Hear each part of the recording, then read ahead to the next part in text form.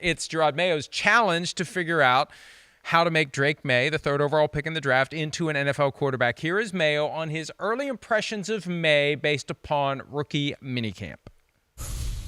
I mean, he has a lot to work on. But I have no doubt that he'll put the time in. So, I know you guys saw him out, or you didn't see him out here yesterday, but, he was here all night trying to get, on the same page as everyone else. It just comes down to time. I mean, that's the biggest hurdle. And then, you work under some of these phase 2, phase 3 rules where you don't have as much time as you want to, so you can't have those conversations. But look, it's all about, hard work works. We talk about it all the time, and he's working hard. So day one is kind of hard. It's kind of hard to really say, this guy did X, Y, and Z.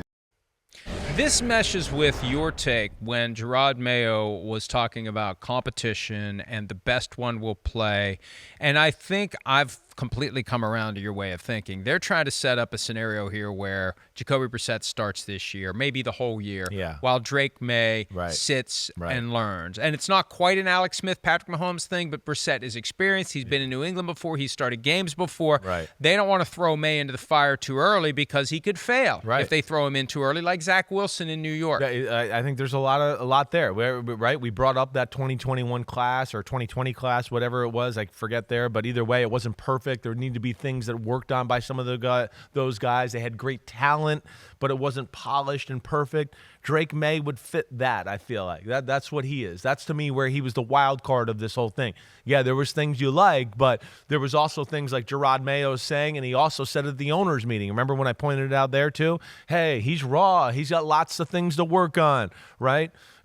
So I think New England, I get the feel that they've come out to say, hey, Jacoby Brissett and Drake Maye are going to compete for the starting job. Almost like they have to say that because he's a number 3 pick and all of that. But at the same time, when you use lines like that, he's got a lot to learn. You're like, hey, it's a competition, but they're squashing it and framing it towards Jacoby Brissett, who's a damn good football player and a damn good quarterback. He is. So, yeah, I feel like they're comfortable riding that scenario out this year. Jacoby, let Drake Maye work on some of the things he needs to work out, and pocket presence, moving in the pocket, the mechanics, all those issues we talked about. I certainly think he'd be a guy that it'd do him well to do that. And by the way, some news that came out over the weekend. Saturday afternoon, the Patriots announced that Elliott Wolf is the executive VP of player personnel. That was widely expected. Yeah. Widely expected. And we've talked about this in the past. This is all I'm going to say about it moving forward. The Patriots have created a loophole, a Rooney Rule loophole.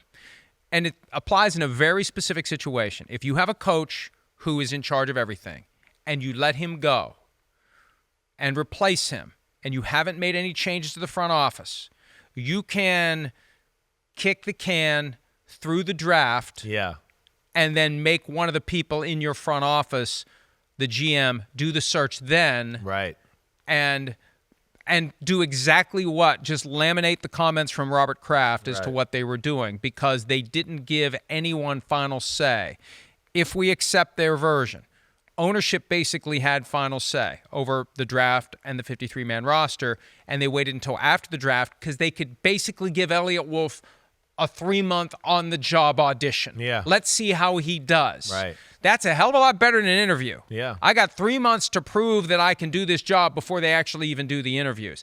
That's created, if other teams choose to use it, an interesting loophole where you can give your preferred candidate the chance to do the job before you even have interviews for the job. Yeah, right. Well, I mean, it doesn't seem necessarily fair, I guess is what I would say a little bit. You're not, really, like, this is why circumvents the spirit of the rule. Exactly. And this is why people turned down interview requests for them, right? Because they were like, wait, I mean, I knew for months that Elliott Wolf is going to be the GM.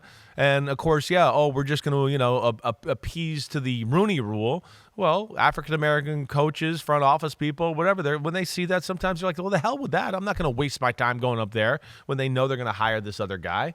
It is against the spirit of the rule. They avoided doing a real search twice. Both. Yeah. Because they had the Jerod Mayo contract. And people think, oh, that's fine because he's a black coach. It's still, you're supposed to do 2 minority interviews, and it's a whole process, and it gives people opportunities to have their name out there and interview for these jobs, and they get in the conversation, and it maybe accelerates their chances elsewhere. But it was just like, boom, plug and play, Jerod Mayo, and then boom, plug and play, Elliott Wolf. Yeah. And no big deal. They finagled it the way they wanted it, and they got it. Hi, it's Mike Florio. Thanks for watching PFT on YouTube. Hit subscribe for the latest news and analysis from Pro Football Talk.